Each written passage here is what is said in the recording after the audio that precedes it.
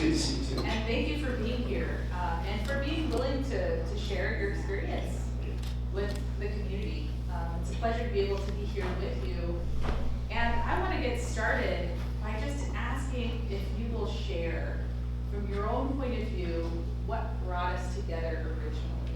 So I'm going to start with Mike. And well, let's talk about some good stuff too. So just kind of keep it brief. What brought us? Good stuff too. Is that a hint? I mean, I want to talk about the resolution.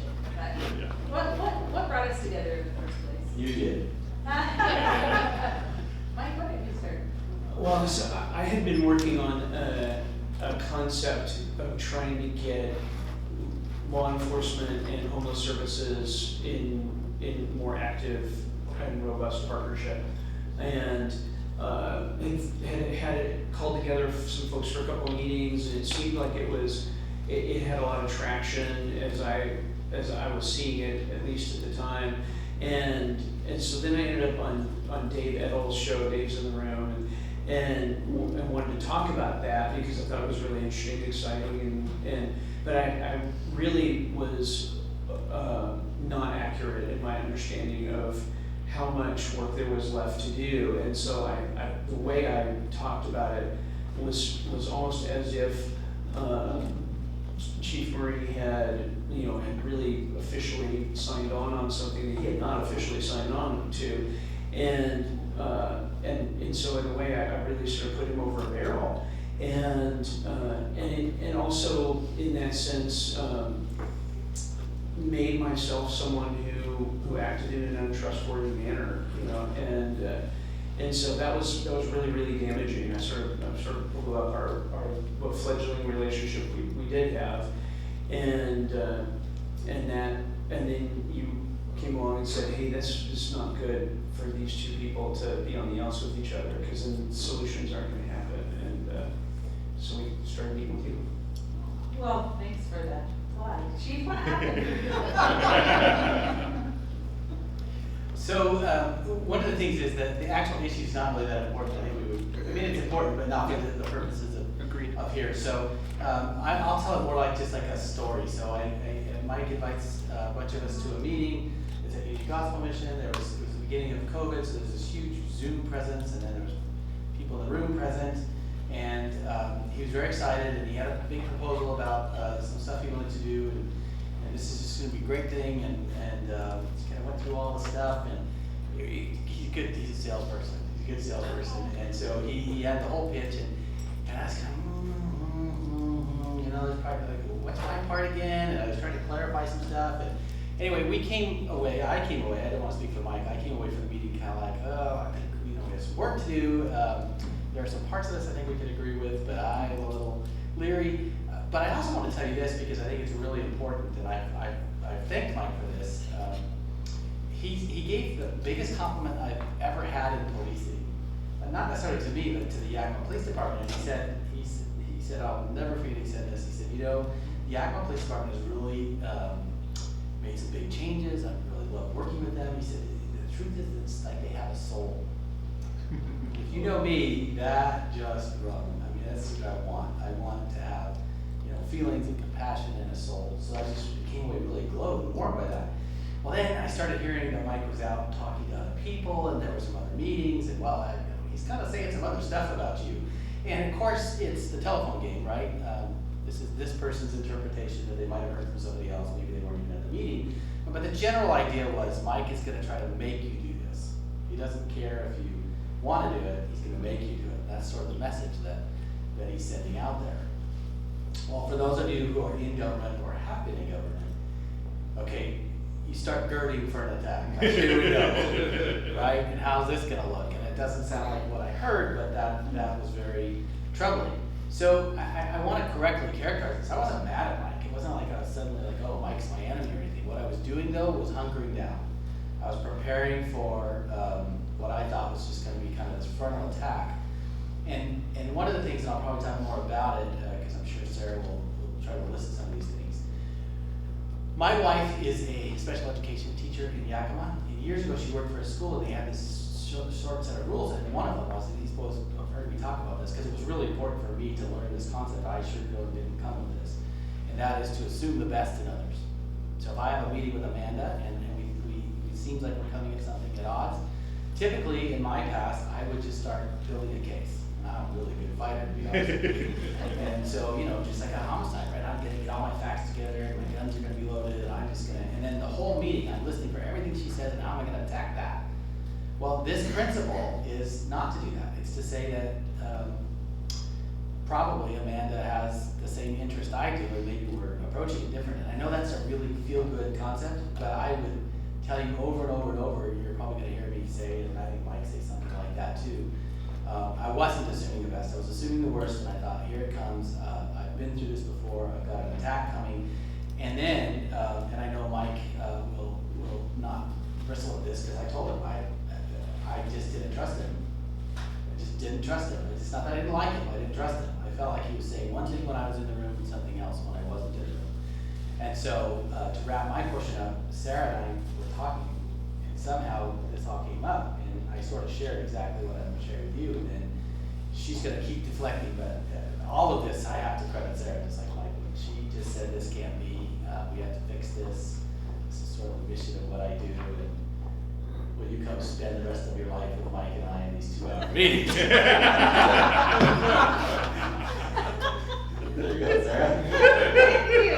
Well, I'm going to characterize it slightly differently and say that we use circle process for the two of you to deeply hear each other over 5 2-hour sessions. It was 5, but it was over a series of months. So we really were working together for a while.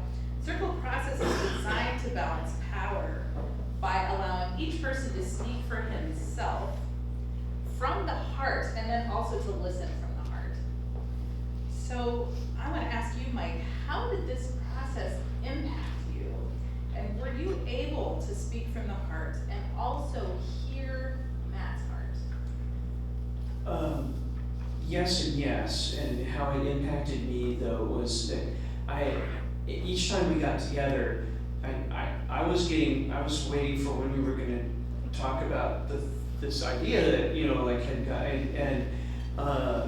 and you kept saying, don't worry, we'll get there, don't worry, we'll get there. And then we would spend 2 more hours listening to each other's hearts, and so like I wanted to do some stuff, and I perhaps to a fault, I'm going 60 miles an hour, and so the way it impacted me was I feel like it really deeply made me see that the capacity to productively work on problems within any community, however large or small, is built on the foundation of seeing and understanding each other, and as a result of that, trusting each other.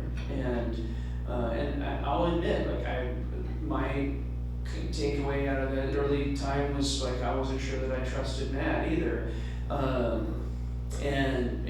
liked him, but I wasn't sure I trusted him, and so hearing his heart, and being given the opportunity to share mine as well, was so impactful to me to help me understand how my actions had landed in his world, because I don't speak cop, and my uniform was a green one, and all I did was go kick doors, and so I'm just, I don't have to deal with the politics that he's got to deal with. I just didn't understand how what I was doing was impacting him, and how it felt to him, and how he heard it, and as a result, I had formed this view of him that just wasn't true. And hearing his heart and seeing his willingness to hear mine, and update his view of me too, just really profoundly made me realize that nothing good in our communities is ever going to occur if it's not built on a foundation of hearing each other and knowing each other, and as a result, trusting each other. Thank you. And so, Chief Murray, how did our time together in deep sharing and listening help you to humanize Mike and move from a position you had formed about an issue to building a relationship with a person? So I mean, just getting back to that, fortifying yourself, you've identified, the other person as an adversary. How did this help break that down? So I think you're getting the theme of this is about the process that we went through, and so I'm going to talk a little bit more about that. First of all, if you don't know Sarah, you're getting a sense of her now. This is how she kind of manages us, and did pretty well for 10 hours of my life. But I will tell you, much like Mike, right? We come into these meetings, we sort of put away your cell phones. Here's two guys that no competition, but we have pretty busy jobs, and there's a lot going on, and you got to just set that aside and kind of really disengage from all of whatever you're bringing into the meeting so that you can focus on this. And I mean, the first day, there was literally no talking about anything that had to do with anything that brought us in the room. It was just this whole process of circular. She has all these, things that she does. I feel like I was in kindergarten. Don't stand in Australia. You screwed up again. Anyway, so we followed it and we did it, and it was a lot about who am I, where do I come from, what do I feel. All that stuff that guys always talk Yeah. about. Especially guys who carry guns. Yeah. Very common, very normal experience, right? So anyway, but part of what I would say to you, I guess there's a couple things. First of all three of us, I know these people pretty well now, are very founded in faith. And I'm not up here, especially in police uniform, to try to be ecumenical and bring anybody to the church. But I will tell you, I think that was a great common ground. We spoke each other's language, even though I think we come from very different faiths, even within faith, a different approach. But we were hearing things that each other was saying, and it rings a bell that was central to who we are. And so let me just say this first. This is a really good man. No. He just loves people. He believes that he's directed by God to do really big things and important things with people that many of us just turn our backs when we see them, and we don't want to deal with it. And it's the ugly side of our community. People who you could easily write off, talk about the bad choices they've made and continue to make. It's easy. Mike doesn't do that. And on the same vein, he really supports me, Matt, and me, Chief, and society and order and rules and collaboration. And then there's Sarah, and she doesn't want to be the focus of this, I know, but she has to be. I don't think we would have done any of this without her. And Sarah believed, she can speak for herself, I doubt she will, but that it wasn't good for our community to have two leaders in important areas of our well-being in the community not working together to get something done. And that no matter what, we were going to have to figure out how to get past whatever legitimate or illegitimate issues we had, and without even solving the issue we were trying to work on, so that we could get a lot of things done. And that was just her drumbeat, just over and over and over. That's just so what drove her forward, and sometimes would corral us into getting back to what we had to do. So this is my long answer of saying, Sarah, that I think the process was critical, and we, you heard, sorry, it was Roy this morning. I'm sorry, I forgot his name, but he was talking about time, right? How you? No, You're talking about George Lee Jr. Yeah, George Lee. Sorry, George Lee. He was talking about time, right? And so for 2 hours for us, it's a huge chunk of time, and we spent 10 hours doing this. And I think part of the process for me was realizing that this doesn't fix in a 20-minute meeting. It's just, even if Mike came in and just had said, "Well, I'm sorry, I didn't mean to do that. Sorry, I hurt your feelings." Can we just get to the issue? That doesn't really resonate, and it doesn't really move the ball.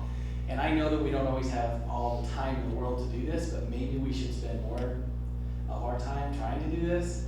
Because I can tell you now, and Sarah doesn't know this, but Mike does, I just was out of the country, and when I landed, I had 366 emails and one text, and the text was from him. And the first thing I did, before I even dropped my bags off at customs, was text Mike.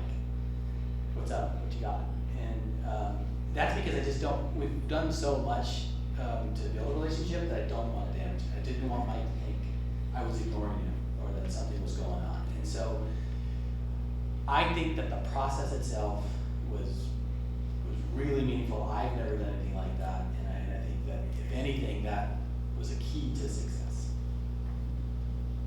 Thank you. So in our last conversation together, the two of you were able to collaborate quite easily in generating an action plan. I mean, it came together so fast. From your point of view, what made this possible? From my point, you want to go first? Sure. Okay. From my point of view, what made it possible is that we had essentially gotten through a whole bunch of questions about each other, and that's actually what freed us up to have questions about anything else, you know. And my guess is that a lot of the times when we're having when we're entertaining questions about public policy or anything like that, what we're sort of processing by proxy is questions we all have about each other, you know, and so having processed those, it was like, okay, like all of Matt's brain was now able to sort of unlock, you know, in a sense, and he didn't have to keep one eye on me, you know, and so like I feel so for you and your people, because everywhere you go at all times, you know, whether you're in the grocery store, like you have to have one eye going on what's going on, you know, and when you're asleep, you're like you're gonna get you're gonna get woken up at some point or whatever, right? Like it's like you're never off. But in that room for a little while, he got to be off, and that's what let us just focus everything to this thing, and then just whammo, there it was, you know, and so that'd be how I would answer that. Yeah. Same question? Okay. And by the way, you know, when someone like this says this is a good man, that's very powerful.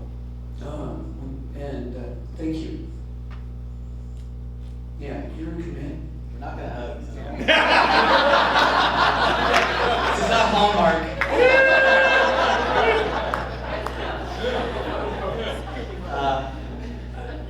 I was just thinking when Sarah asked you that question, that almost exactly the same thing, and so I would just put it a different way, and that is that I wasn't looking for landmines anymore. I wasn't trying to find out what's the meaning behind what's he. I think we do that so much, right? Let's go back to assume the best. We're just like, what's Mike really trying to do? Where is this really going? What do I have to be wary of? And I think we spend, especially in a job like mine, a lot of our time trying to figure out what's behind this. All of a sudden I gotta deal with this, you know? And that makes it really, really difficult, because I'll be honest with you, all of us have agendas. In this room there's a lot of agendas, and we're constantly kind of going. And one of the things I will tell you, and I don't want to get too far afield, but in Yakima we have this violent crime problem, and yet people are constantly trying to distract us into something else. And if we don't keep focused on this issue, we're not ever going to solve these other issues. And so it's very difficult. And I feel one of the biggest parts of my job is to keep us focused on this one thing and stop getting the shiny object pulling us away from actually making inroads to something that can be solved. I'm telling you all that this can be solved. There are lots of ways to solve these things. So that being said, I knew Mike was not doing that. I had trust that he was not. There was nothing behind. And I also felt I could say, Mike, I'm not doing that. You know, like, and he would always say this, Mike, we're gonna get there. We're gonna get there. You know, what would it take for you to buy this car, man? What I said was that based on how you had shared in the first couple of times together, I felt so much confidence that if and when we did finally get around to talking about it, I was certain we were going to actually end up agreeing because of the value system that you had expressed and the way that you had articulated how your values came together. And so what I was saying is I think actually, you know, when we finally do get to talk about this, what we're going to find is we agree, you know, a lot because of what I hear you saying. And so did it really still sound like sales guy thing? Yeah. Okay. I just have you on the stage level, Mike. It's too he's right, and we did. I think it was pretty easy. And, that was probably our shortest meeting when we actually just hashed out what we thought we could do. And so yeah, I think that for all of you, and even for me, right, if faced with something similar, I think the process is is a pretty important one. Mhm. I can't imagine we would ever have to go through something like that again because well, with each other, because I think we have a relationship of trust now, right? I think I could easily approach him and say, Mike, that kind of hurt my feelings, or what are you doing, or can you help me understand this? And I wouldn't worry that like we were gonna have a bad relationship when we left the room. So I just want to clarify one point and say there's nothing magical about 10 hours. We started out with a 2 hour. Yeah, most people take 2. And it took as long as it took. And I think the commitment that I saw was. So in other words, we were problems. No, I'm not saying that. What I'm saying is that I didn't drive the process. You guys did. And most, you know, one of the things that I mentioned when we were working together through this process was, what do you think you could accomplish if this man were on your team? Do you remember that? Yeah, I remember that question. Yeah, and I guess I just would love to hear you respond to that. Not that you have to give us something you could accomplish, but I mean, in retrospect, better together?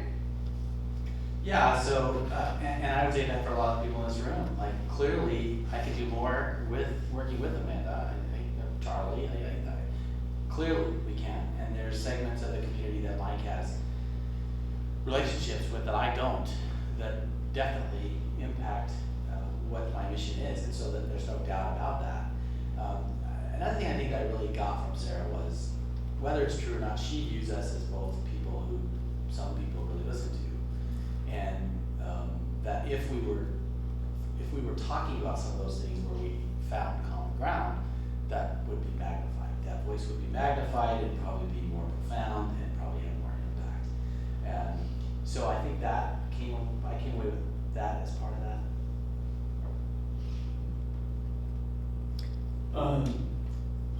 No pressure.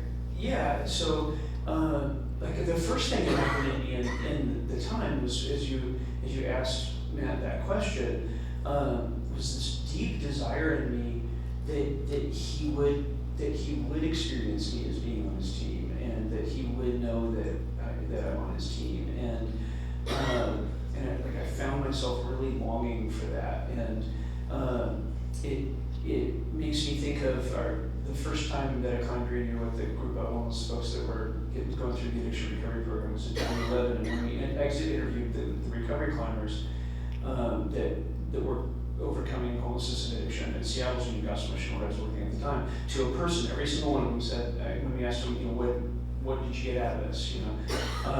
They all said that the transformative component of was having become someone that the other climbers on the team could count on. That other people would tie themselves to me for them to stay safe. It meant so much to them because no one could ever have counted on them for anything, right? And so how fascinating that so much of how we understand ourselves to count and to matter is by how we're able to be there for others. And so, yes, I just found this really strong desire that this guy would know that at least somewhere out there somebody's got his back, and how much, just how important that had become to me after he'd given me the privilege of listening to me and updating his view of me and sharing himself with me, and I felt like I'd been invited into this circle, and I longed to respond to that with trustworthiness. Yeah, I want to wrap up our conversation just by saying these are two powerful men in our community whose opinions and leadership hold weight and that people follow. And I am amazed and humbled by the humility that each of you is willing to show and in going through a process like this, choosing it and committing to it. And it elevates each of you in my eyes as a leader. So thank you. It's been a pleasure to get to be friends and to get to work with you both. Thank you.